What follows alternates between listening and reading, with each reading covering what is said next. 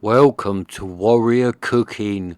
Now today I'm out again with the onetigris titanium stove, and I'm going to make myself 2 bacon stackers for lunch. So I've got bacon, tomatoes, cheese, some red pepper and some mushrooms, and I'm going to have them in them brown bread rolls you can see there. So let's fire up my little Twig stove and let's get cooking. So all that's in this stove is a bit of tissue paper, a bit of normal paper and some twigs. There is no firelighters or nothing in there. And that should go up alright because this stove normally does. It is a good stove, this onetigris. It normally lights first time, every time. But you watch, 'cause I've said that it'll go out now. Come on, onetigris, don't let me down, mate. No, that's going. I can see that lighting up the back there. That won't go out now. That is catching nice. There you go, flames coming out the top. Onetigris is away. Yeah, look, loads of flames going on in there. That's going up like a good one now. And you don't need firelighters with these stoves. If you buy firelighters, that is just a waste of money. Different if you make them at home, but if you're actually buying them, you don't need them. Just put paper in there and load your twigs up so they can breathe round the twigs. And then if you've got a decent stove, it will light first time. If you find your stove will not light without firelighters, then your stove is not really that good. And trust me, there really is a lot of stoves out there that are hard to light because they are no good. For every one good stove on the market, there is 10 bad ones. So let me just take the lid off my pot of goodies. And then what should we do first? Right, I'll chop the tomato up. So that's another nice big fresh tomato grown by my next door neighbour. So that tomato will be really tasty because he does grow a mean tomato, my next door neighbour. They've just got so much flavour, his tomatoes. So let's slice it up, and what I'm going to do with this tomato, I'm going to kind of do it in layers with the bacon. You'll see what I'm going to do in a while. That's why I'm calling them stackers. I'm going to like stack the bacon up with cheese and tomato in it. Make like stacks. Well, hopefully that is the plan anyway. So I'll get rid of that middle stalk bit because I don't like that bit. Put the tomatoes out of the way onto my lid and let's cut up the pepper. So I'm only going to cut this pepper into like little chunks. I'm not doing it tiny or anything like that. Chop it up. And you'll see on the channel I use peppers a lot. I really like them. My neighbour grows nice peppers as well in his greenhouse, but this is too early yet in the year to get them off of him. I've bought these ones, but later in the year I'll get nice big ones off of my next door neighbour. And chilies, because he grows like the red hot chilies and the sweet chilies. And I was round his the other day helping him out, do some bits in his greenhouse and that. And he has got a load of stuff growing this year. But the chilies are still quite small at the moment, so it will be a while before you get any fruit off of them. So that's the peppers in the frying pan, so I'm getting them cooking away first. Give them a little stir about.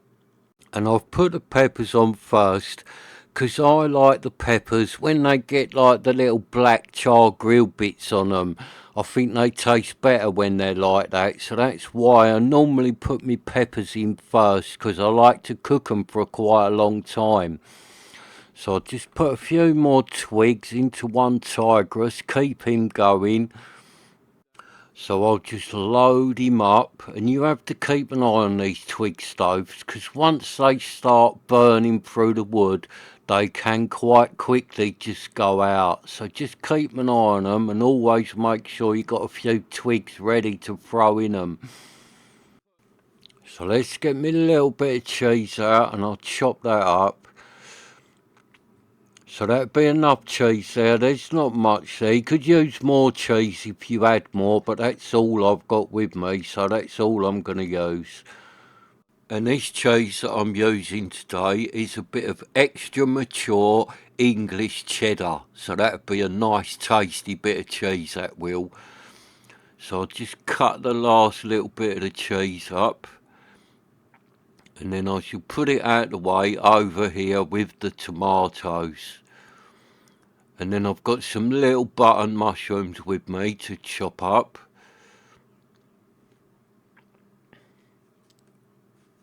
Let's get my knife to cut the little mushrooms up. Just cut them into little slices. And it's a good flavour combination. Mushrooms, cheese and peppers really works well together. Sometimes I just do myself rolls with only them 3 ingredients in it, and they're really tasty for something that's really easy to cook. Just peppers, mushrooms and cheese. And then I do that, and I put black pepper in them and a nice big squirt of mayonnaise. And I'll tell you what, it's a really tasty roll or sandwich for something that is so easy to cook. And that's a really cheap one as well, isn't it? A couple of mushrooms, a little bit of cheese and a bit of a pepper. There's nothing expensive there. And them 3 together, bit of black pepper, bit of mayonnaise. Yeah, it really is a good roll or sandwich. So I'm just going to move my peppers to one side. They're cooking away nicely now, them peppers. So I'm just going to move them over to one side and get me bacon in now. Now, it's nothing special, the bacon I've got today. It is just normal smoked bacon from the supermarket. And I've already eaten half of it, because last night Jess came round and we had sausage, egg, bacon, black pudding, hash browns, tin tomatoes and toast. And I'll tell you what, it was really tasty. It was lovely, our tea last night. And we did cook it outside on a couple of twig stoves. So yeah, we had a really tasty tea last night. It was only like in my back garden I cooked it. We did not go out nowhere and do a bit of cooking. It was just in the back garden. But I do that a lot. If the weather's nice, and it was nice last night, I do it loads. I just grab the twig stoves and cook out in my back garden, because I much prefer doing that than standing in the kitchen cooking. And those of you who have already got and used twig stoves, you know this. Food always tastes better when it is cooked on a twig stove. Well, not only on a twig stove, if you cook on an open fire, that gives your food really good flavour. So does a barbecue. So I do think them 3 ways of cooking do make your food taste the best. So I should just put a few more twigs into the stove, keep it going. So I've got a bit of a bigger one going in there. Oh, and look at that one. It looks like he's poking his tongue out. Naughty stove. That's very rude, Mr. Onetigris. We shall be having words about that after the video. So while the bacon's cooking away, let me get my rolls out, open them up, get them ready. So these are a nice pair of brown bread wholemeal rolls. And again, they are nothing fancy, they are just from the supermarket. So let's just open them up, move my knife out of the way. Let's just open up that second one. There you go, rolls are ready. So let's see how the bacon's doing and flip it over, see how it's cooking, because it really don't take that long to cook bacon on a twig stove. A twig stove really is chucking out a lot of heat, especially when it's burning like how it is at the minute. That is really hot, that frying pan. And it's a good frying pan, this one, for a twig stove. Because it's that much thicker and it's more like cast iron, this frying pan, it kind of heats the whole pan up. Whereas if you was using one of them little thin frying pans, it would be absolutely scorching hot in the middle. So whatever you put in the middle will just cook in no time at all, because the middle would be so hot.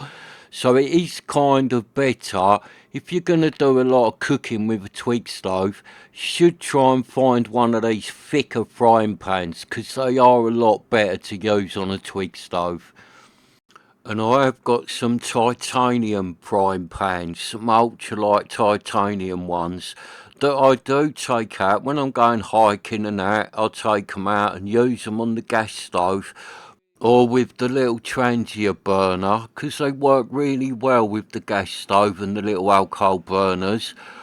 But when I first bought a titanium pan, I was like, they just sort of come out, so I wanted to get one. I bought one. I thought it'd be really great on a twig stove because it'd be so light to carry. But then I started using it and I just soon realised that a titanium pan on a twig stove really is hard work. They just get so hot and you burn everything. They are just a nightmare to use on a twig stove. So I'm just going to cut my bacon up into little bits so I can build the stackers with it. Because I shall put a bit of bacon, bit of cheese, bit of tomato and then layer it. Build little stackers. So what I was saying about the titanium frying pans on the twig stove, if you like haven't got one, I know what it's like with this camping stuff. You always look at it and you always want something new. So there's probably a lot of you out there saving up your pennies to treat yourself to a nice titanium frying pan. So I'm just going to put some cheese onto my bacon. That'll be my bottom layer. Put a bit of tomato on there. Yeah, so if you're saving up your pennies to treat yourself to a titanium pan, don't bother. Get something like this. It's so much better if you use a twig stove a lot. If you use a gas stove a lot, then yeah, a titanium pan is really good. Or if you use a transier, they are really good. So that's one layer done. Let's put another bit of bacon on there. So yeah, transier or a gas stove, yeah, I'd recommend a titanium pan because they're really light to carry. But on a twig stove, no, not really. They're too hard. But the pots are different. Titanium pots work really well on a twig stove because when you cook, you've got liquid in them, haven't you? You've got quite a lot of gear inside them, bit of liquid and that. They work really well. But where the frying pan hasn't got all that liquid in it, it just becomes a nightmare to cook. And if you bought one purely to use on a twig stove, I think you'd be a bit disappointed with it, and after a little while you'd give up using it and go back to an old-fashioned pan.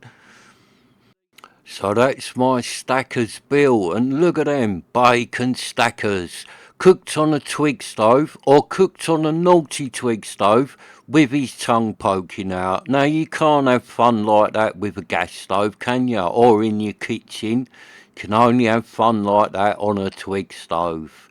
So I'm just going to put the mushrooms into the frying pan. Now I only cook my mushrooms for a little bit. I don't like them really cooked. So some of you might want to put your mushrooms on a bit earlier than me so you can cook them a bit more.